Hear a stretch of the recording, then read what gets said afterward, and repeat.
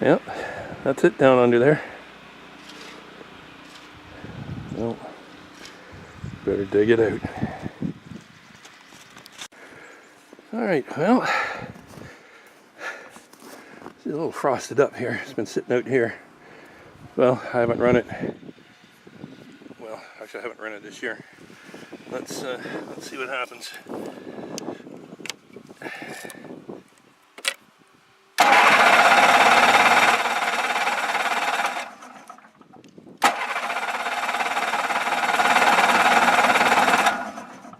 Well, it's a good sign. I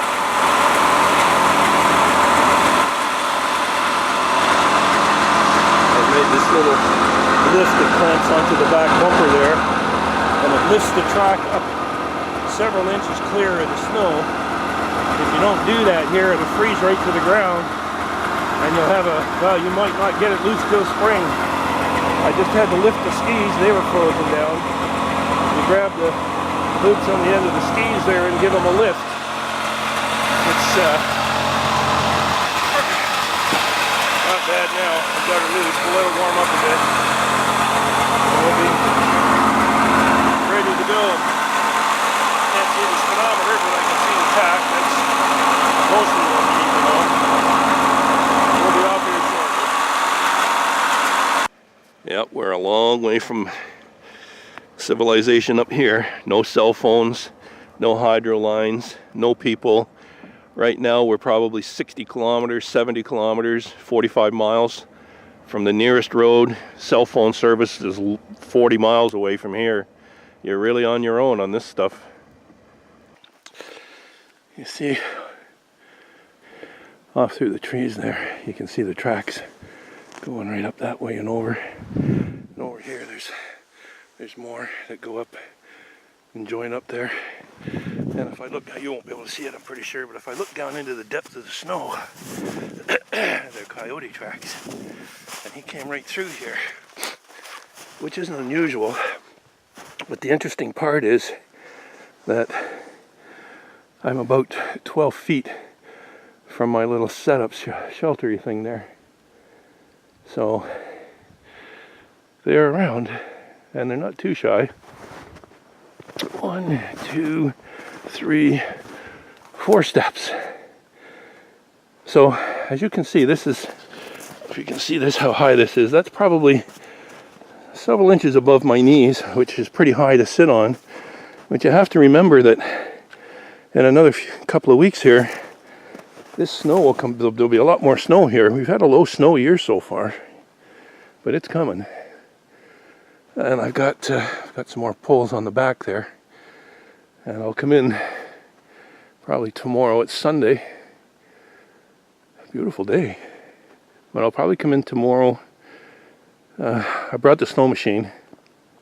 It's just 100 yards over maybe 150 yards over the side there.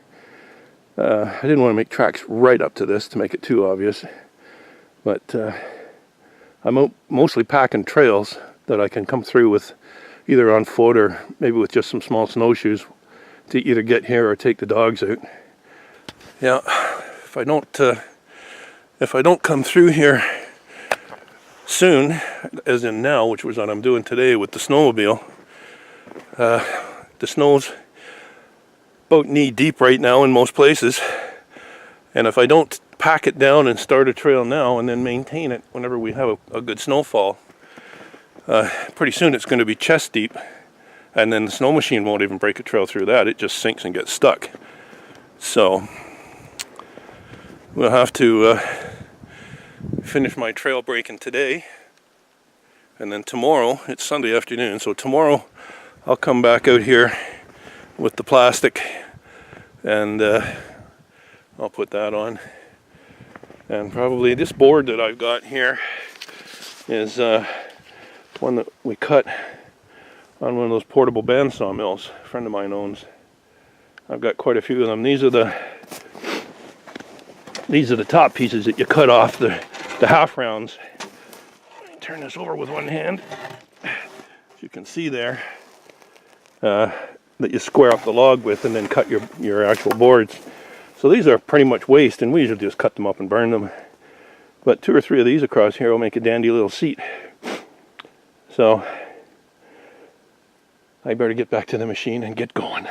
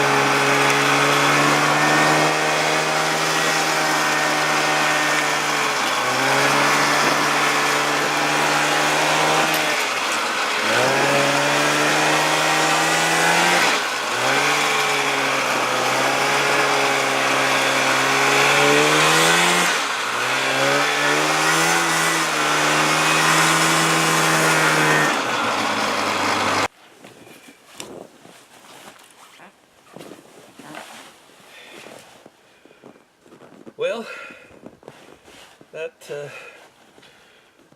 total loop, the whole thing, is probably a 100-kilometer ride.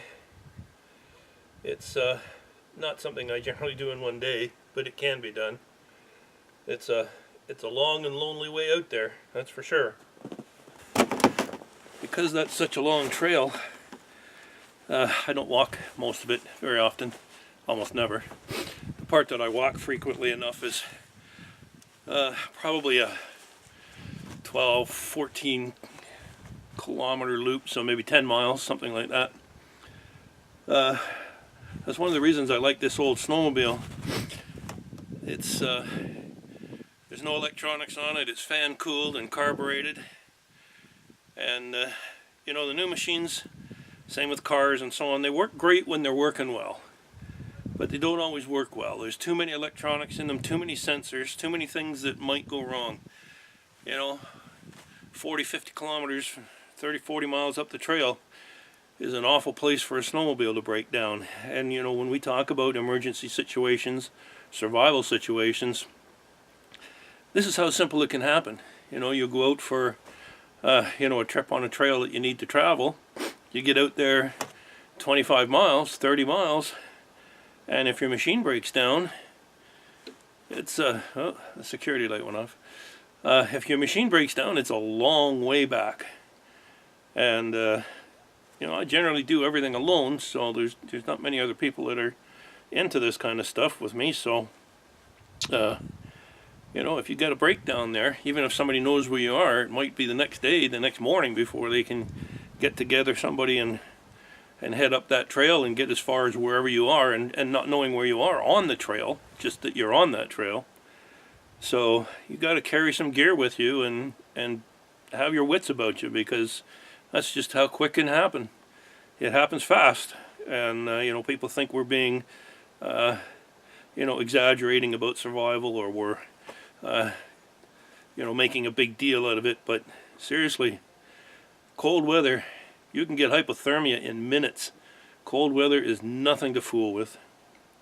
Anyways, I'm gonna, well, every time I move I turn the light back on or off. I'm gonna put this thing to bed and go, well, there we are down there. Okay, that'll do. Get this thing tucked in for the night. I'm going to go back out. I didn't do the whole loop today. I didn't take that much time to, I very rarely ever do the whole trail in one loop.